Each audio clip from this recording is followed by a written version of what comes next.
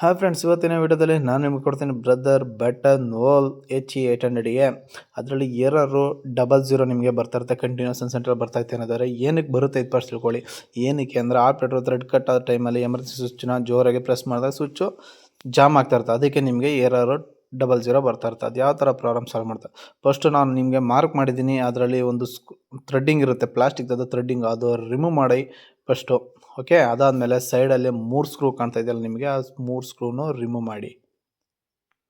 ಈ 3 ಸ್ಕ್ರೂನು ರಿಮೂವ್ ಮಾಡಿದ್ಮೇಲೆ ನಿಮಗೆ ಈ ಥರ ಸ್ವಿಚ್ ಬರುತ್ತೆ. ಓಕೆ, ಇದರಲ್ಲಿ ಮೇನ್ ನೋಡಬೇಕಾದ್ರು ಲೂಜ್ ಕಲೆಕ್ಷನ್, ಏನಾದ್ರು ಲೂಜ್ ಕಲೆಕ್ಷನ್ ಇದೆಯಾ ಅಂತ ನೋಡಬೇಕು. ಓಕೆ, ಅದಾದಮೇಲೆ ನೀಟಾಗಿ ಸ್ವಿಚ್ ಪ್ರೆಸ್ ಮಾಡಿದ್ಮೇಲೆ ರಿಟರ್ನ್ ಕರೆಕ್ಟಾಗಿ ಬರ್ತಾ ಇದೆಯಾ, ಫ್ರಿಂಚ್ ಆಪ್ಷನ್ ಕರೆಕ್ಟಾಗಿ ಐತೆ ಅದನ್ನು ನೋಡ್ಕೊಳ್ಳಿ.